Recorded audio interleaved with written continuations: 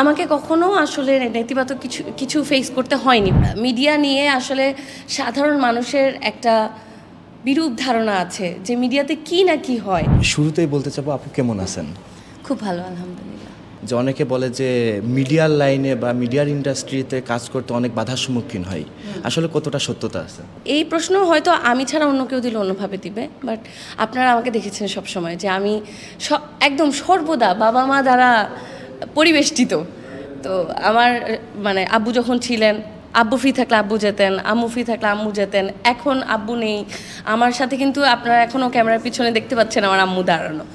তো আমি সবসময় আমার অভিভাবকদের দ্বারা এমনভাবে কি বলবো প্রোটেক্টেড ছিলাম, আমাকে কখনো আসলে নেতিবাচক কিছু ফেস করতে হয়নি। তবে হ্যাঁ, এরকম অনেক সময় হয়েছে যে ঐশীকে কাজের জন্য ডাকতে হলে ঐশীর বাবাকে ফোন দিতে হয়, ঐশীকে কাজের জন্য ডাকতে হলে ঐশীর মাকে ফোন দিতে হয়।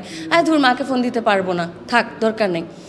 আমার কথা হচ্ছে, যদি আমাকে দরকার হয়, আমার কাজটা যদি আপনার ভালো লাগে এবং আপনি আমার সঙ্গে কাজ করতে চান, তাহলে বাবা যোগাযোগ করলো নাকি মা যোগাযোগ করলো নাকি ম্যানেজার যোগাযোগ করলো, তাতে কিন্তু কিছু আসে যায় না। আমি তখন বলি আমার আম্মুকে যে তুমি কাউকে বলবাই না তুমি আমার আম্মু, বিকজ তুমি আমার ম্যানেজার। আমার ম্যানেজমেন্টটা একটা ম্যানেজারের চেয়েও পারফেক্টলি আমার মা এখন করেন। ওয়ালটন আবারও মিলিয়নিয়ার অফারে ওয়ালটন ফ্রিজ কিনে আপনিও হয়ে যেতে পারেন মিলিয়নিয়ার। এই বিষয়টা নিয়ে আমাকে আসলে অনেক সময় প্রশ্নের সম্মুখীন হতে হয়েছে যে কেন এটা।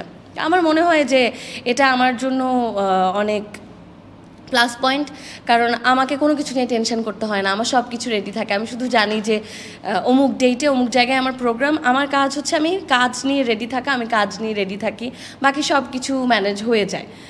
সো এটা একটা দিক। আরেকটা দিক হচ্ছে যে মিডিয়া নিয়ে আসলে সাধারণ মানুষের একটা বিরূপ ধারণা আছে যে মিডিয়াতে কি না কি হয়।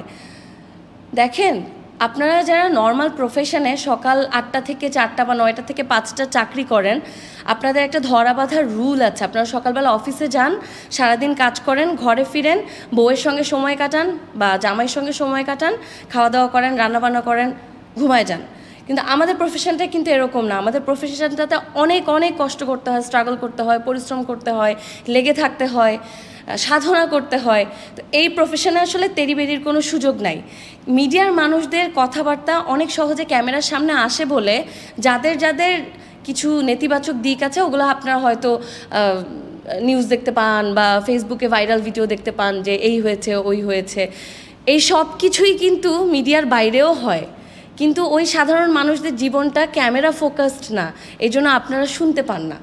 ক্যামেরা ফোকাসড আমাদের লাইফ, তাই হয়তো আমাদেরকে নিয়ে কথা হয়, আমাদেরকে নিয়ে আপনারা দূর থেকে দেখে অনেক রকমের ধারণা পোষণ করেন। কিন্তু আপনারা দূর থেকে যে মানুষটাকে দেখেন, সেই মানুষটাকে আপনারা ক্যামেরায় দেখেন, কিন্তু আপনারা ক্যামেরার পরে রুমে চলে গেলে মানুষটা যেই মানুষটা হয়ে যায় সেটাকে আপনারা দেখেন না। তো আমার মনে হয় যে মিডিয়ার মানুষকে জাজ করার প্রবণতাটা আস্তে আস্তে আমাদের কমানো উচিত।